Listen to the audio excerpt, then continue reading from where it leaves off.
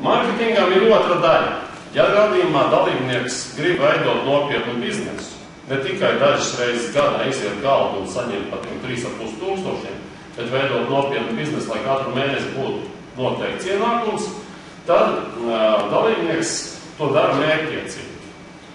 Viņš veido savu biznesu. Un, lai viņam būtu izdevīgi to darīt, ir mārketinga otrā daļa, jeb līderu programma. Vienmēr pie zelta pirkšanas kompānija ņem 7% komisiju. Tajā brīdī, kad man, piemēram, ir nopelnīti 3,5 tūkstoši, kompānija vienmēr paņems 7%. No šiem 7% tiek maksāt mārketinga plāna otra daļa, jeb līderu programma. Un līderu programmas nosacījums ir tāds, ka dalībniekam ir jāaiziet viens galds pašam ar atalgojumu.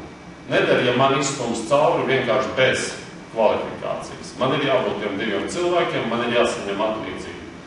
Un man ir jābūt, aiz manis viens galds ir jāpabeidz maniem diviem tieši uzaicinātiem, un aiz viņiem vēl diviem.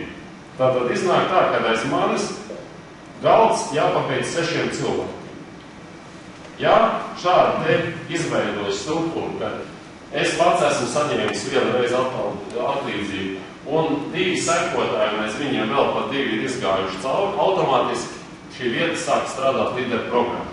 Un tad, neatkarīgi no tā, cik tālu, cik dziļi tīklā kāds dalībnieks iziet galdu, šī te summa, par ko viņam tiek pirkts zelts, tiek dalīta ar 500, tie ir punkti, un viņš maksā noteiktu summu, kas ir atbilst noteiktam līmenim.